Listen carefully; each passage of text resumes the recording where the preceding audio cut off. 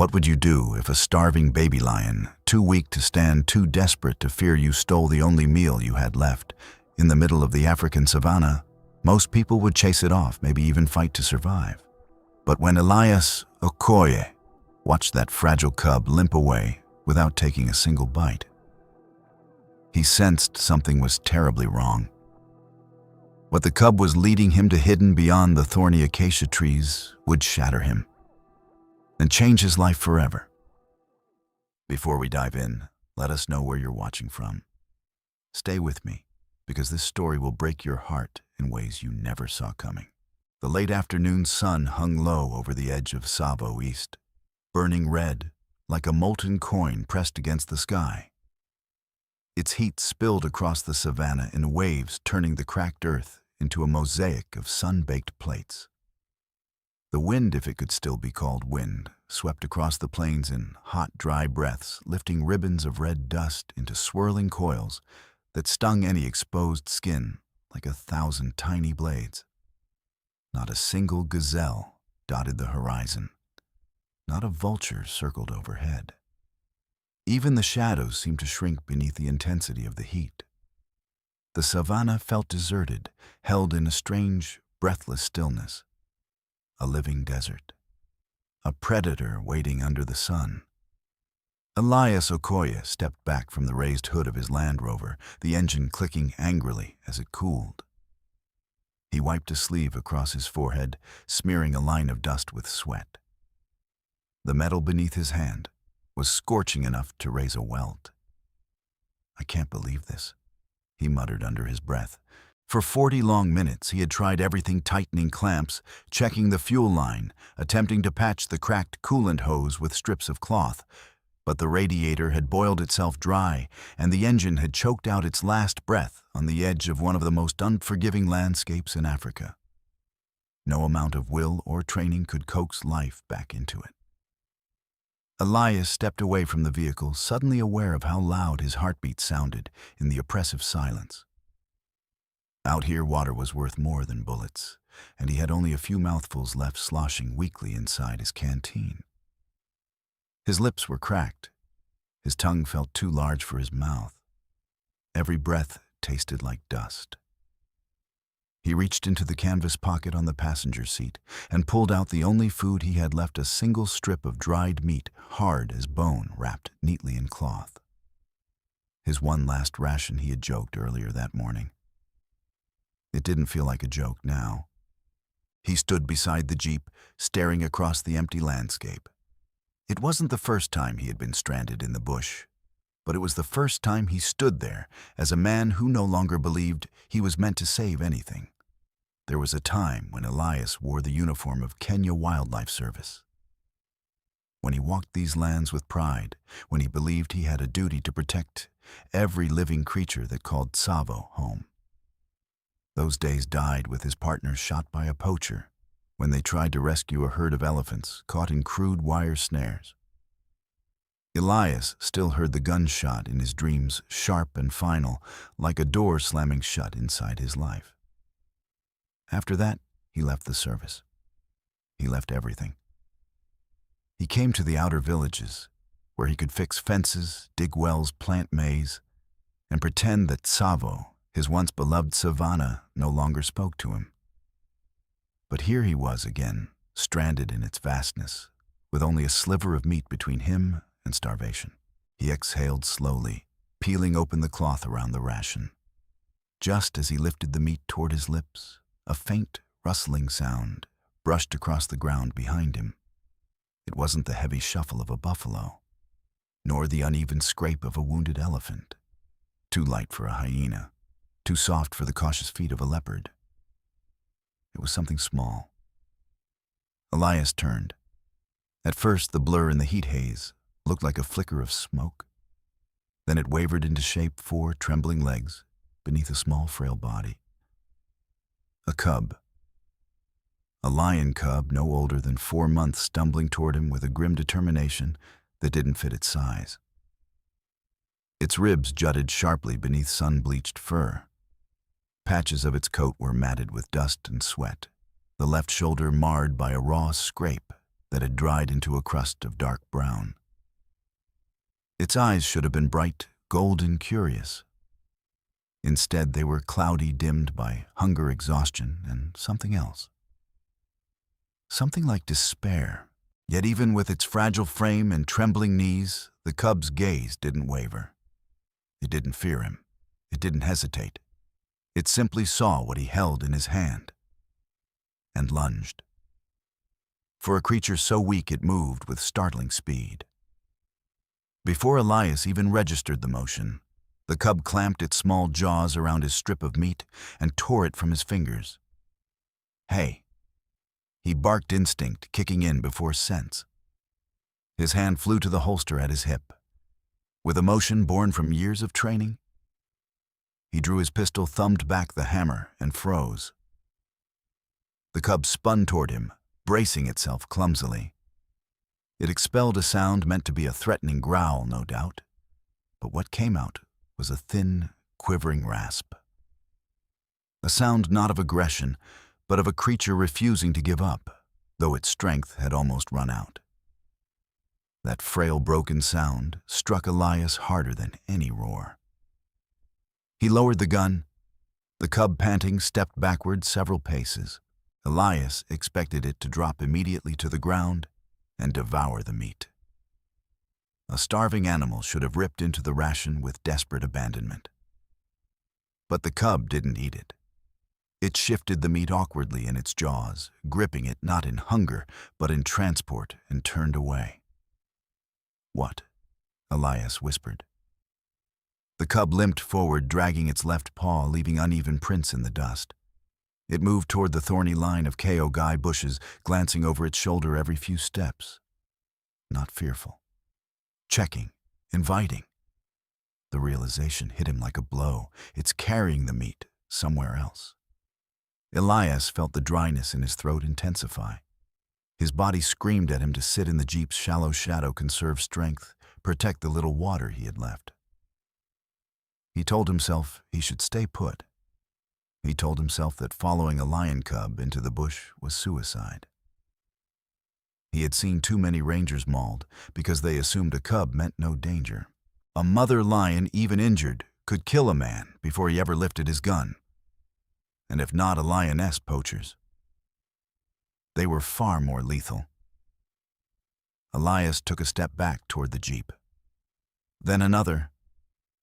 But the cub stopped at the edge of the bushes and turned fully to face him. Its cloudy eyes met his unblinking, unguarded waiting. There was no fear there, no manipulation, just a question clear as the sky was harsh. "Are you coming?" The savannah pressed in around Elias, heavy and silent. The heat hummed in his ears. His heart beat once, twice, then steadied. He holstered his pistol. He looked at the sliver of shade beneath the broken Land Rover, a poor shelter, but the only safe place he had left. He memorized it in case he needed to run back. Then he exhaled a long breath of resignation and something else, something like surrender. "Fine," he murmured. "I'm coming." He stepped forward. The cub turned and continued limping into the thorny brush, its tiny tracks stretching ahead in a wavering line. With every step, Elias took the last bit of safety behind him, shrank until it vanished entirely. There was no turning back now. He followed the fading trail into the savannah's shadow, deeper into a silence that felt less like absence and more like warning. Each paw print leading him farther from the man who wanted only to survive, and closer to the man he once was, who couldn't walk away from anything in need. Why didn't that starving young lion eat the meat? And where was it really trying to lead him? Tell us what you think, and don't forget to subscribe before we head into the most powerful part of the story.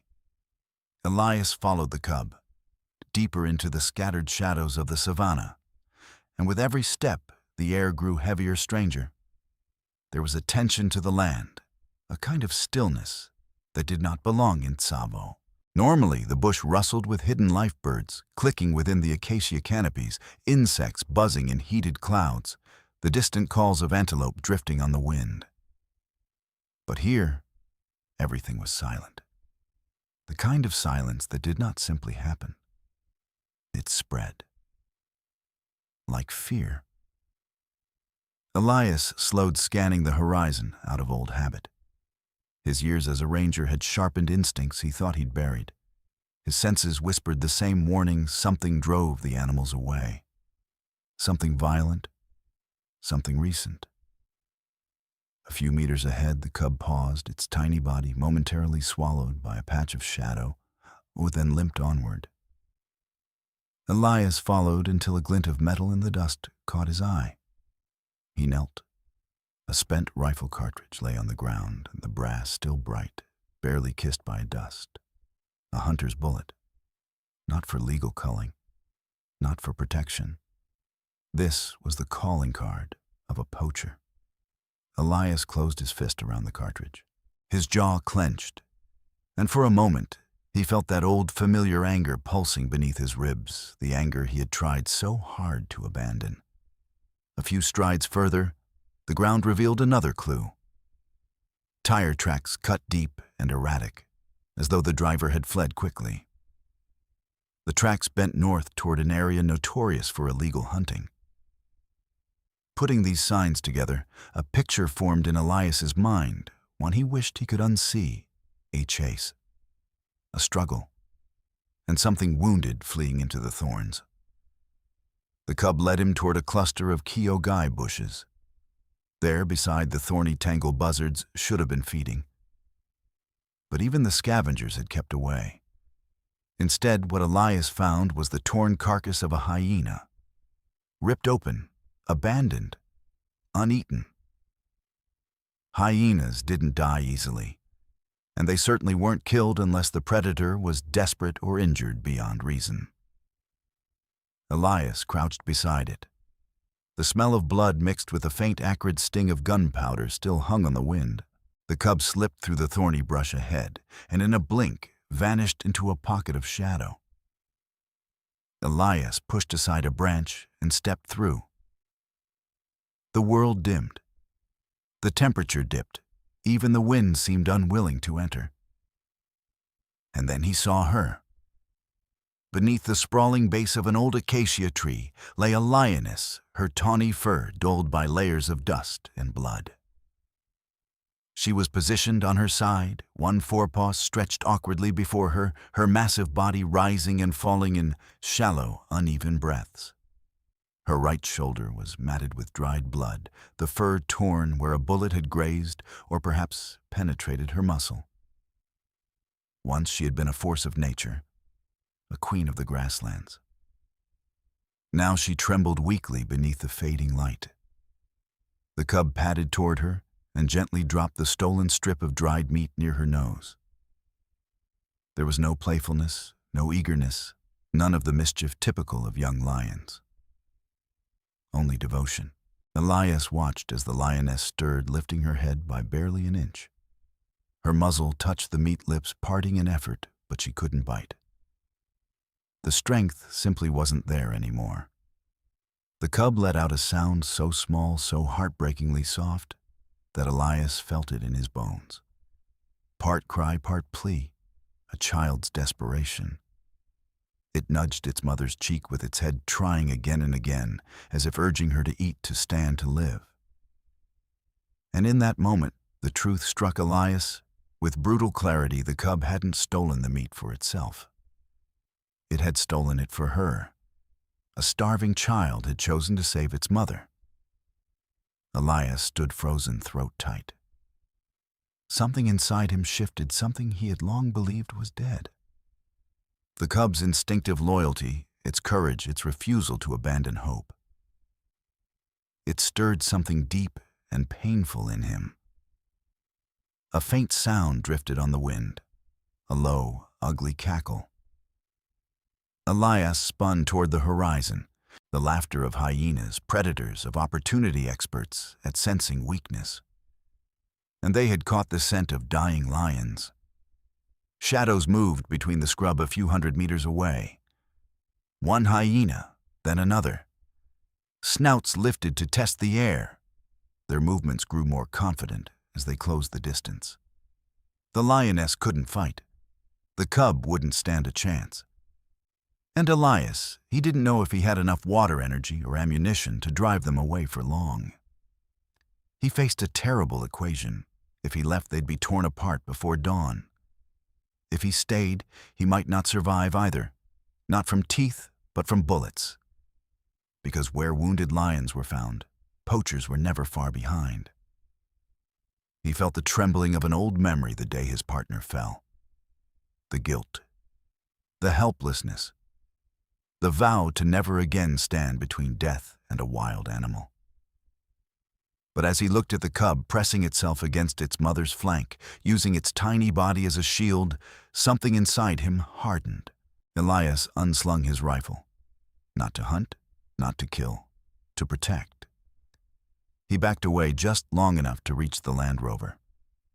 He yanked open the door, grabbed the emergency radio, and switched it on. Static cracked through the air. He lifted it high, turning slowly in place, searching for a signal. A faint tone flickered, weak, unstable. He pressed the button anyway. Savo station, this is Okoye. Emergency. More static. He adjusted the antenna, heart pounding. Come on! Come on! A fragmented voice broke through Koye, signal weak. He spoke quickly, urgently. One lioness, shot. One cub, still alive. Need immediate extraction. The radio beeped, battery low. A final burst of static, then silence. That's all you're getting, Elias muttered. He grabbed 3 emergency flares, slung his rifle over his shoulder, and sprinted back toward the acacia tree. The shadows had thickened. Night was settling fast. And with night came the hunters. 2 hyenas slunk closer, shoulder blades jutting beneath spotted fur. Their eyes gleamed with greed. A third emerged from behind a rock, giggling under its breath, as though savoring the meal to come. Elias fired a warning shot into the air. The hyenas flinched back, but only a step. They had learned that gunfire didn't always mean danger. Sometimes it meant a wounded lion nearby. Sometimes it meant they just needed to wait. Elias lit a flare. A blossom of red fire hissed in his hand, casting trembling light across the clearing. He swung it in an arc, forcing the hyenas back, establishing a temporary circle of safety around the tree. The flame sputtered. One hyena tested the edge of the light. Another crept low ears flat. Not tonight, Elias growled. He stepped forward, body between the predators and the fallen lioness. For the first time since his partner died, he planted his feet and refused to move. The cub pressed close to his leg for a brief trembling moment, seeking warmth, seeking courage, before returning to its mother. It curled against her belly, as if trying to cover her wound with its tiny frame. Flames hissed. Hyenas circled. The night thickened. Then headlights. Blinding beams carved through the darkness as a Land Rover roared toward them. Elias nearly collapsed from relief. The vehicle skidded to a stop and 2 figures leapt out, Dr. Amara Ndlovu, wildlife veterinarian, and Ranger Kamau, rifle already raised. Hyenas to the right, Elias shouted. Kamau fired a precise round into the air, sending the predators scattering back into the shadows. Amara rushed past Elias and knelt beside the lioness. Oh, girl, what did they do to you? Her hands moved quickly, checking vitals, lifting the lioness's leg, examining the wound. She's losing blood, but she's alive. Kamau dart. Kamau loaded a tranquilizer dart, aimed, and fired. The needle sank into the lioness's flank with a muted thud. Within seconds, her trembling eased. Amara glanced at Elias. How long has she been like this? No idea, Elias said. But the cub? It brought food to her. It led me here. Amara paused, eyes softening. Lions don't do that unless they're out of options. She cut away the dried fur around the wound and sucked in a breath. The bullet's still inside. We'll remove it at the station. She's dehydrated. Badly. And this muscle damage, she might not have lasted another night. Kamau knelt beside the cub. "It's skin and bones," he murmured. "But it's got a fighter's heart." Amara inspected something around the lioness's neck. A faint mark, a scar, a worn indentation in the fur. "She had a GPS collar," Amara said quietly. "It was removed." Elias's stomach tightened. Poachers, almost certainly. Amara's voice grew colder. "They take the collar off first. Makes it harder for us to track the kill." Elias looked around at the bushes and the flattened grass, the desperate clumps of fur. She had crawled here, dragged herself into the thorns to hide her cub, a mother's last defense. Amara followed the shallow trench left in the soil. She pulled herself all the way from there, using what strength she had left to protect her baby. She shook her head almost reverently. A mother's will is something else. Together they lifted the lioness onto a stretcher. The cub cried softly, pacing beside her. Kamau scooped the cub gently into a small transport crate. The cub looked at Elias, its eyes clear for the first time since he'd seen it, but filled with exhaustion rather than fear. "We've got them," Kamau said. "Let's go." The engine roared to life. Elias stood back as the vehicle pulled away, kicking up clouds of red dust that swirled in the moonlight. The savannah around him felt alive again, breathing, watching, waiting. And for the first time in years, Elias felt as though he had stepped toward something greater than himself, and away from the shadow that once held him still. The rescue station near Voy River eased into the hottest part of the season, but inside the treatment ward, the air remained cool. The ceiling of woven palm leaves filtered sunlight into soft patterns on the floor, while a series of mist sprayers hissed every few minutes, keeping the temperature gentle enough for wounded animals to heal. In the far corner of the ward, guarded by low wooden rails and a mosquito net, the lioness lay stretched on a padded mat. A saline line was clipped neatly into her foreleg, dripping slowly into her bloodstream. Her breaths, once so shallow Elias had feared they might stop at any moment, came steadier, now deeper, almost rhythmic. For days after her surgery, she barely moved. The bullet had been extracted, the wound sutured, but shock and exhaustion had wrapped themselves tightly around her. Whenever a vet approached her, eyes would open just a fraction, clouded with pain, glazed with fatigue, but still burning with that wild instinct that refused to surrender. At first, she didn't eat, not even broth. She simply watched, breathing faintly, as if measuring the intentions of every human who stepped into her space. But on the morning of the second week, something shifted. Amara poured a small bowl of warm meat broth and slid it under the netting. For a long while, the lioness stared at it. Her whiskers twitched once, twice. Then she extended her tongue and tasted it. A single lick, delicate and unsure. Then another. Soon she drank in slow, measured sips, as if reclaiming the world one swallow at a time. "There you go," Amara whispered. "You're coming back." By the third week, she was eating small strips of meat. Her shoulder muscles, once swollen and rigid with tension, began to loosen as healing set in. The scar tissue around the wound thickened, but the joint still moved freely, a sign she would be able to hunt again. "She'll make it," one of the vets said. "She's built for this land. The savannah doesn't forgive the weak, but it rewards the fighters."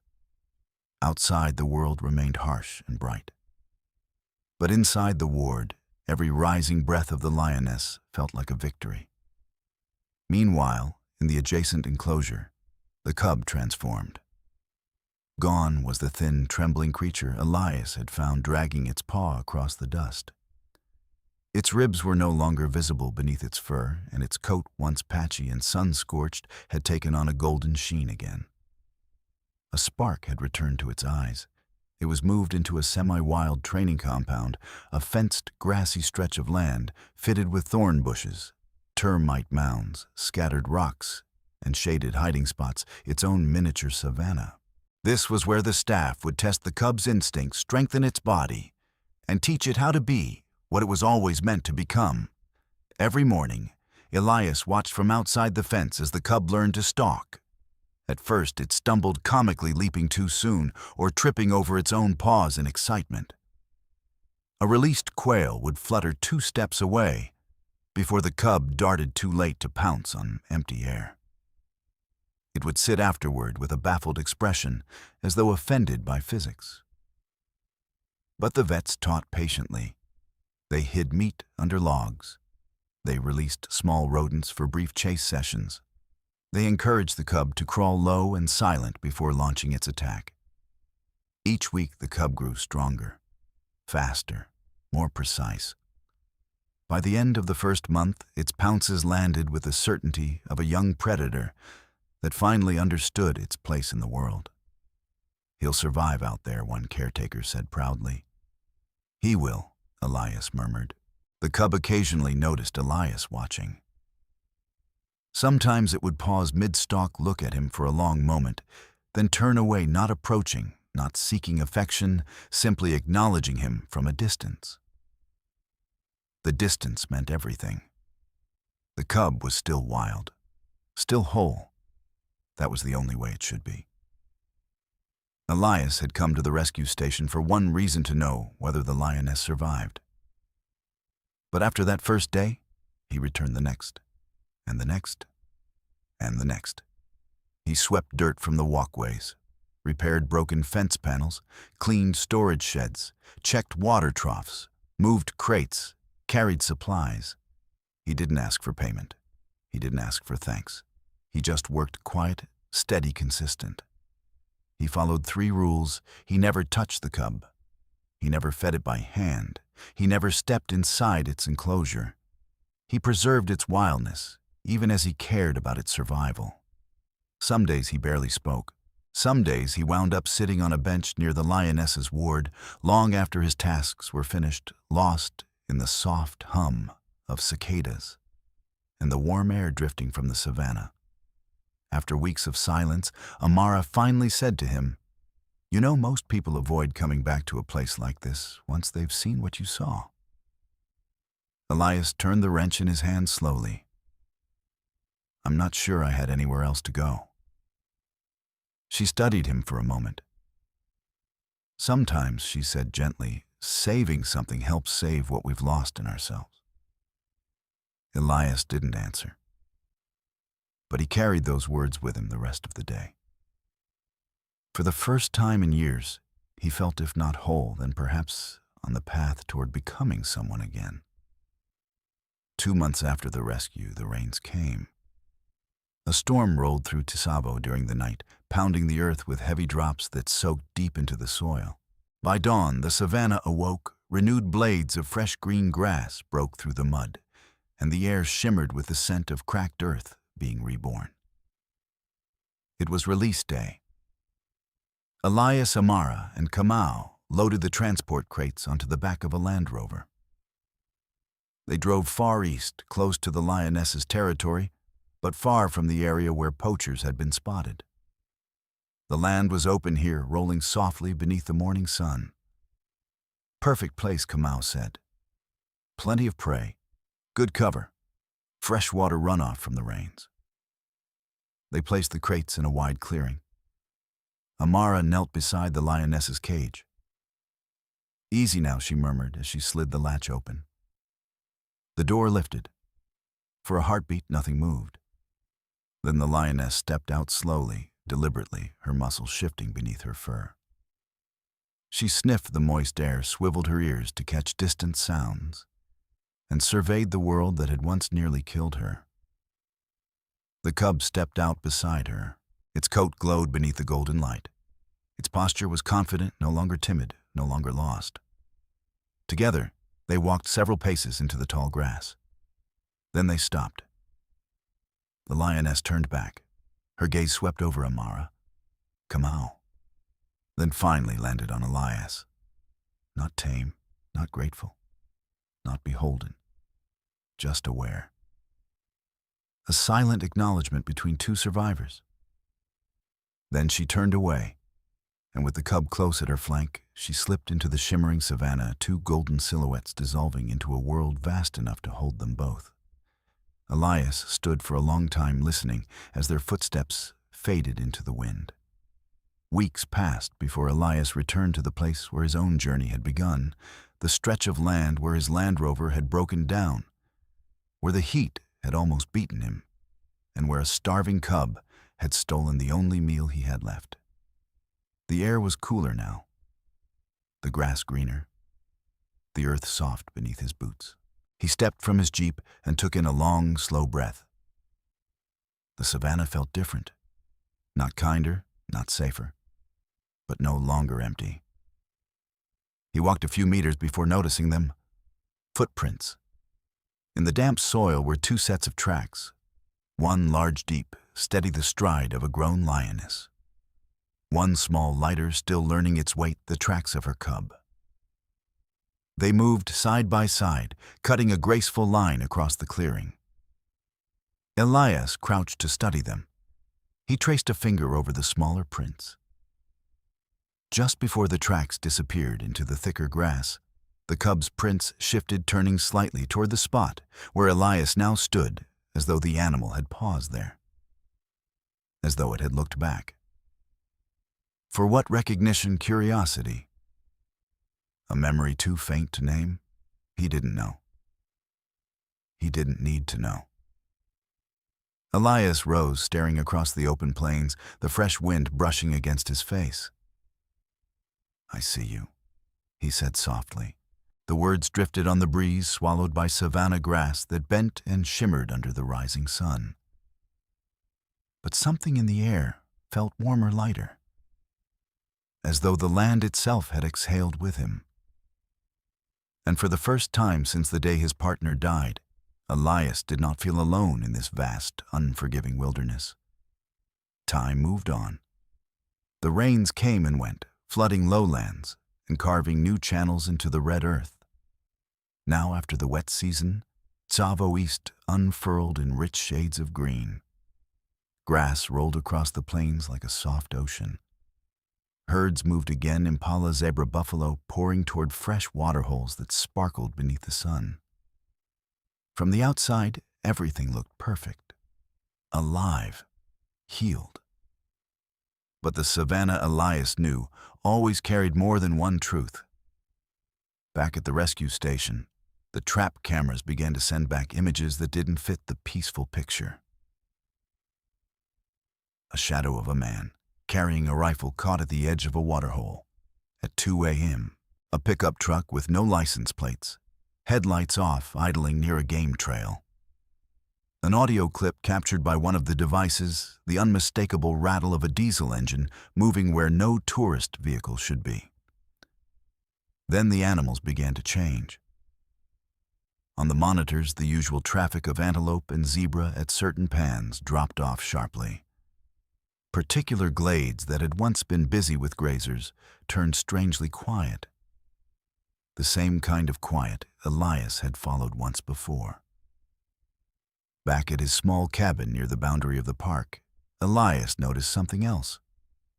Footprints. He saw them one morning while checking the wire fence behind his hut. Human boot prints, not his, not Kamau's, not anyone he recognized.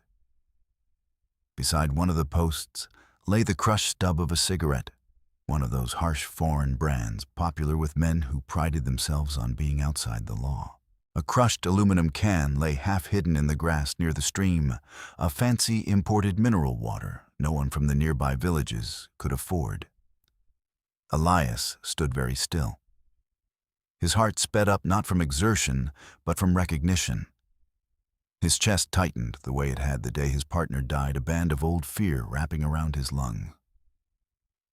The echo of that gunshot rose again in his memory like a ghost breaking the surface of water.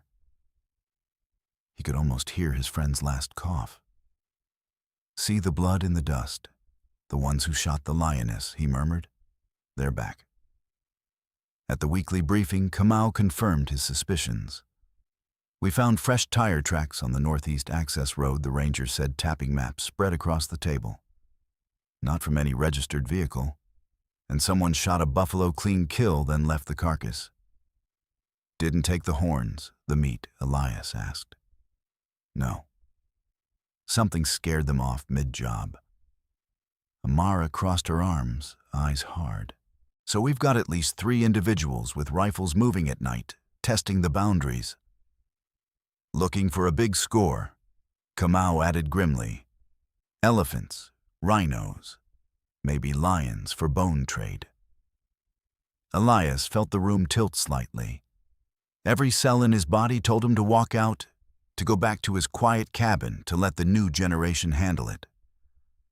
But another part of him, the part that had walked into the thorns for a dying lioness and her cub, refused. That part stayed. A few evenings later, as the sun bled into the horizon and Elias tightened bolts along a perimeter fence, he felt eyes on him. He straightened. 2 golden points glowed from the bush just beyond the last line of light. He didn't reach for his gun. He didn't shout. He simply waited. A young lion stepped out of the brush. Taller now, stronger. Its shoulders had filled out, and its mane was just beginning to fluff around its neck, not yet full, but promising. About a year old, maybe more. The same cloudy gaze had sharpened into something fierce and focused, yet strangely familiar. You, Elias breathed. The young lion stood still, tail flicking lazily. It did not growl. It did not retreat. It simply watched him with a strange calm, like a creature weighing an old memory. Then, without warning, it turned and trotted away, heading toward a wide patch of open grassland where antelope often grazed at dusk. Instinct tugged at Elias like a hand on his sleeve. Something's wrong. He grabbed his binoculars, slung his rifle over his shoulder, not to fire, but because going without it would be foolish, and followed at a distance, staying downwind. The lion's tracks led up a low rise, a gentle hill overlooking a clearing. Elias crawled the last few meters and peeked over. His stomach clenched. Down below, standing too still in the tall grass, was a man in faded camouflage and a dirty cap. He held a rifle pressed firmly against his shoulder, the barrel aimed directly at the young lion. The lion had just taken down a small wildebeest calf. It stood between its kill and the poacher legs, slightly spread body, trembling with effort and adrenaline. It was too young to understand guns, but it understood threat. Every line of its body screamed defiance. The poacher chuckled under his breath. "Well, look who it is," he said softly, voice carrying up the hill. "The little one that got away last time. Your mama gave us trouble. Guess it's your turn now." He shifted his stance, finger resting on the trigger. Elias didn't think. He moved. He burst from the cover of the hill, sliding down the slope, gravel scattering beneath his boots. "Stop," he shouted. The poacher jerked around, startled. The barrel swung toward Elias. "Stay right there," the man barked. Elias lifted both hands, rifle hanging uselessly by its strap across his chest. He kept walking. "I said stop," the poacher snapped. The young lion, caught between 2 dangers, released a sound, a low, rolling growl that was nothing like the broken rasp Elias had heard months ago. This one was deeper, confident, full of a young predator discovering its power. The poacher glanced nervously at the lion, then back at Elias. In that fraction of a second, fear and arrogance fought across his face. "That lion isn't your problem," he sneered. "Walk away, old man." Elias kept moving. "I'm not walking away this time," he said. His voice shook, but not from fear, from rage held too long. "Not from you. Not again." The poacher's grip faltered. The lion stepped forward, mane bristling, tail lashing in the dust. Pressure built like a storm. For a moment, all 3 were caught in a triangle of air and tension. Man, killer, protector. The poacher's eyes flickered. His finger slipped slightly off the trigger as he adjusted his stance just enough. Elias lunged. He grabbed the rifle barrel and wrenched it sideways. The poacher stumbled, cursing. They struggled for balance, boots skidding on loose soil. The gun went off the bullet, slamming harmlessly into the dirt. The lion roared. That sound, full fierce, no longer a cub's, ripped through the clearing like thunder. The poacher froze, eyes wide, as the young lion surged forward 2 steps, teeth bared. Elias twisted hard, slamming the butt of the rifle into the man's wrist. The weapon tore free and clattered to the ground. The poacher, realizing how quickly things had turned, scrambled backward. He ran. Elias didn't chase him. He didn't need to. The camera strapped to his chest had caught the man's face, his gun, everything. The young lion watched the fleeing figure with cold intensity, then turned to Elias. For a brief second, they were alone, in a silence filled with shared adrenaline. The lion's gaze held no softness, only wild strength and something else, recognition, without dependence, acknowledgement, without domestication. Then, with a flick of its tail, it grabbed its kill and dragged it toward the shadows.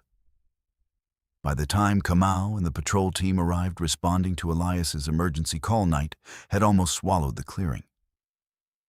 They followed vehicle tracks into the bush and eventually caught one of the poachers, hauling him back in handcuffs. 2 others slipped away, but not unseen. Their faces now lived in the camera's memory, and that was enough. That night, back at his cabin, Elias stood at the basin, washing dirt and dried blood from a cut along his arm, a scrape from the scuffle.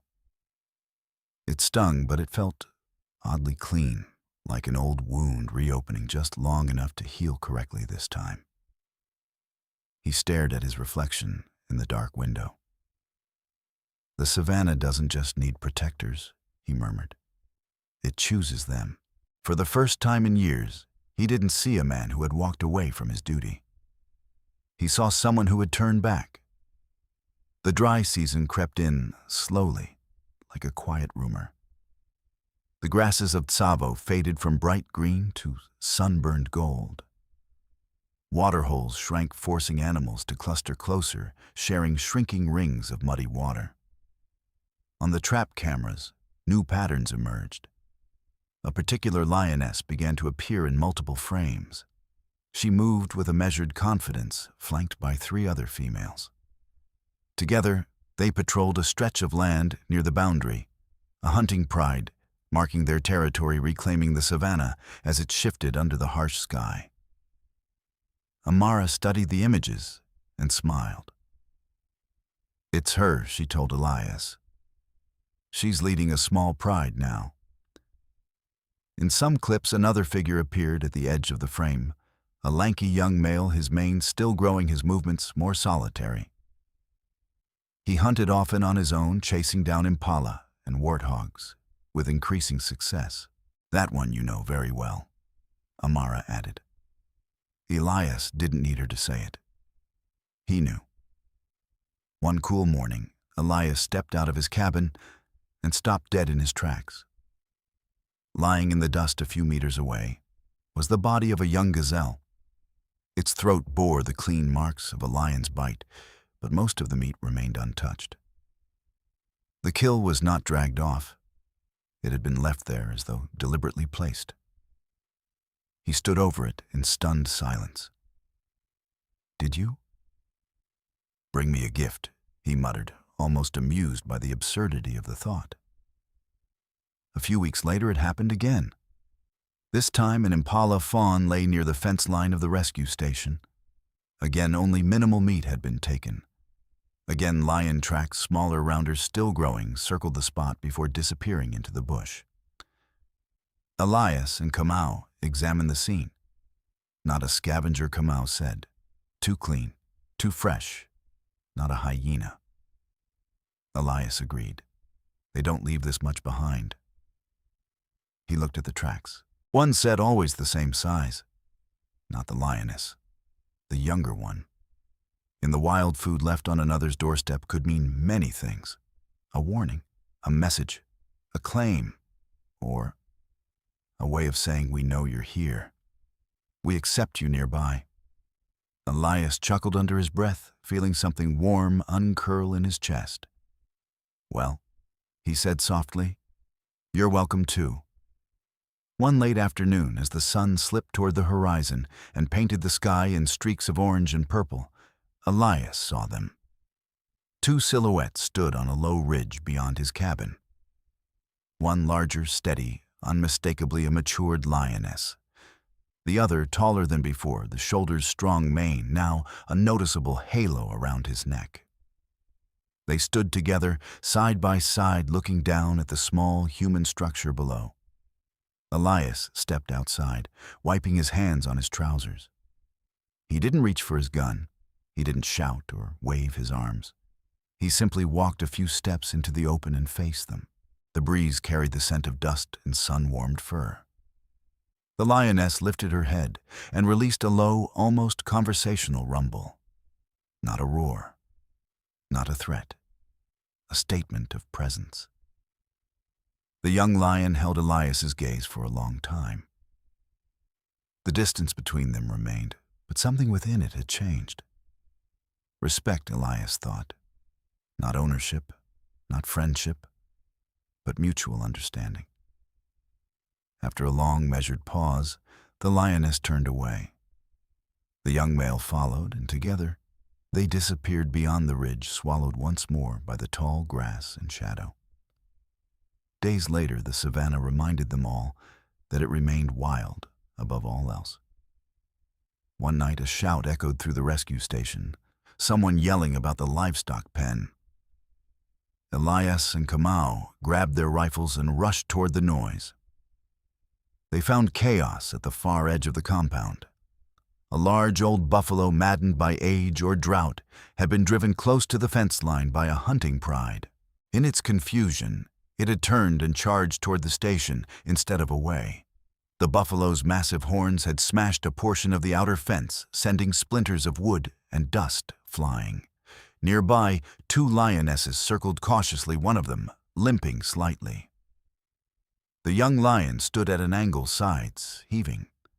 A dark smear along his shoulder told Elias he'd taken a glancing blow from the buffalo's horn. Careful, Kamau warned. If we shoot the buffalo wrong, it'll charge us instead. Elias steadied his rifle, fired a warning shot into the air, and advanced, shouting, waving his arms. Between the sudden noise, the smell of gunpowder, and the unfamiliar structures, the buffalo finally chose the simpler path away. It snorted, stomped once, then turned, and thundered back into the open savannah. The lions watched it go. For a long heartbeat, they remained there at the edge of the broken fence, eyes fixed on Elias. 4 pairs of golden eyes gleaming in the dim. You could almost hear the unspoken equation in the air. He had just saved them from a potentially dangerous, exhausting battle. Again. The lioness let out a soft grunt. The young male flicked his tail, limped one step, then steadied himself. Then, without drama or fanfare, the pride turned and melted back into the darkness. Elias lowered his gun, his breathing gradually calming. The night felt full. Not of threat, but of something deeper. The savannah would never be a safe, gentle place. But in that moment, it gave him something close to peace. Sometimes he thought this land didn't just take and take. Sometimes, in its own feral, wordless way, it gave back. News travels fast in conservation circles. Within months, word of the lioness rescue the survival of her cub, and the confrontation with poachers spread beyond Savo. Photos of the recovered lions. The camera footage from Elias's chest rig and reports from Amara and Kamau made their way to an international conservation organization. One afternoon, a vehicle with foreign plates pulled into the station's yard. A small team stepped out, 2 field coordinators and a representative wearing a shirt with the organization's logo. They shook hands with Amara and Kamau, or then turned to Elias. "We've heard a lot about you, Mr. Okoye," the representative said. Elias shifted uncomfortably. "Most of the good things are probably exaggerations." They laughed lightly. "We don't think so. We're launching a new ranger training initiative. We want young recruits to learn from someone who understands this land, not just from maps, but from scars." Elias looked toward the horizon, where the savannah rolled on without end. "And you think that's me?" he asked quietly. "We know it is," the representative replied. "You walked away once, but you walked back when it mattered most. That's the kind of person they need to hear from." He didn't answer that day. He sat with the offer, turning it over in his mind like a river stone. In the end, the answer felt simple. He had already chosen out on that hill with the poacher and the young lion. This was just putting words to it. He agreed. Weeks later, Elias led his first group of trainee rangers out into the field. They were young, some barely out of school, eager, curious, a little too confident. He watched them fumble with binoculars, whisper too loudly, point at tracks they couldn't quite interpret. He showed them how to read the story written in the dust, the deeper print here. That means the animal was carrying extra weight, maybe pregnant, maybe injured. The way this grass is bent, it tells you the direction of the wind that night. And this scratch on the tree. That's not random. That's a message to other lions. At night, around a small fire, he answered their questions. "Sir, what's the most important thing to remember out here?" one asked. Elias poked the embers, watching sparks spin into the dark. "The most important thing," he said slowly, "is this: the savannah doesn't belong to us. We're just passing through. Our job is not to control it. It's to make sure it's still here when we're gone." On a patrol along the slopes of a stony ridge, Elias spotted something that made him stop mid-stride. Tracks, large, circular, familiar. One set was wide, heavy, the firm cadence of a seasoned lioness. Another set, nearly as large, now strode beside it, no longer the wobbling steps of youth, but the steady march of an adult male approaching his prime. Elias crouched, running his hand lightly over the fresh prints. "Sir," one trainee whispered. "Should we avoid this area? Is it too dangerous?" Elias smiled faintly. "No," he said. "This is their home. We're the guests. We walk with respect and we walk with our eyes open. That's all." As if summoned by those words, two shapes appeared at the top of the ridge. The lioness, the young male. They stood outlined against the sky mains and fur glowing in the late afternoon light. The trainees froze, gripping their rifles, not aiming but holding them like anchors against their fear. "Easy," Elias murmured. "No sudden moves. Just watch." The young male stepped up onto a flat rock higher than the lioness, his posture tall and sure. He wasn't the starving cub anymore. He wasn't the trembling adolescent facing a hunter's rifle. He was powerful, whole, alive. He raised his head and let out a low, resonant sound, not a full roar, but a statement: "I am here. This is my land." The lioness glanced down at the human group for a heartbeat longer, then turned away. The young male followed, muscles rippling under his coat as they descended the far side of the ridge. Grass swayed in their wake, then stilled. For a long moment, no one spoke. Then one of the trainees whispered, "Weren't you scared, sir?" Being that close, with so little between us and them, Elias looked at the place where the lions had disappeared. The wind brushed his face, warm and steady. "Not anymore," he said. "This land remembers who walks with it." The trainees exchanged looks, half confused, half awed. Elias felt something settle in his chest, something that had been loose and aching for years. The circle, he realized, had closed, not in the sense of ending, but in the sense of finally connecting all its points. The man who once fled from the savannah's pain now walked its paths with a quiet, unshakable peace. Ahead of him, new footsteps would follow young rangers, new guardians. Out there, two lions moved through the tall grass, carrying their own stories of survival. And somewhere between them, between human and wild guilt and forgiveness past and future, the savannah held them all, watching, remembering, allowing them for a little while to walk together. Thank you so much for staying with this story until the end. Your support means everything. If you enjoyed this journey across the savannah, please remember to like the video, subscribe to the channel, and hit the notification bell so you never miss another story. Stay wild with us.